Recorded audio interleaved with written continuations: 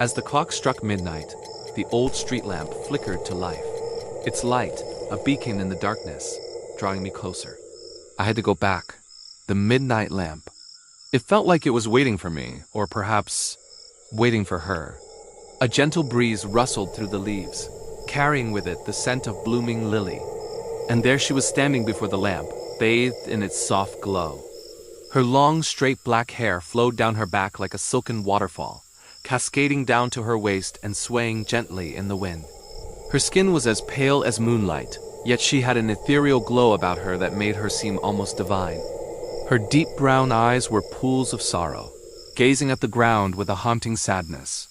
She was dressed in a simple white yukata-style dress that flowed and was as delicate as a flower petal. The sleeves reached her elbows, revealing glimpses of what lay beneath, a whisper of white arms that seemed to fade into mist. Around her waist was tied a thin black cord, the only splash of color against the white, like a dark secret hidden beneath an innocent facade. And the way she stood so still and so fragile, it was like she might shatter at the slightest touch. I could see the faint mist rising from her body, a visual representation of her otherworldly presence. Taking a step forward, I felt a connection form between us, fragile but real. As I moved closer, the lamp's light seemed to grow brighter, illuminating the space between us. And then she turned, those deep brown eyes meeting mine. And in that instant, everything changed. Her voice, a mere breath, softer than the wind, yet it pierced deeper than any sound I knew. "You came back," she whispered, her voice trembling ever so slightly, like the leaves of a tree in the wind. It was subtle, almost imperceptible, but I heard it. I felt it echo within my very being. With each step I took toward her, mesmerized by her otherworldly beauty, I couldn't help but think how far apart we truly were.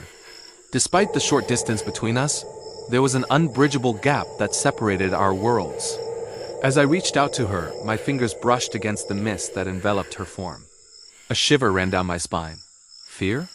No, it was something else entirely. A profound sense of loss, of longing, of an emptiness that echoed within my soul. Even if she was only a shadow, a wisp of memory, I wanted to hold her. To feel the warmth of her presence, however fleeting, was more comforting than the embrace of 1,000 suns. But as I reached for her, my fingers slipped through her form like water through a sieve. She was as intangible as smoke, as elusive as a dream. And just like that, she was gone, leaving me standing there in the cold night, the only sound the crickets chirping their mournful tune. I turned away from the empty street lamp, my heart heavy with a nameless sorrow.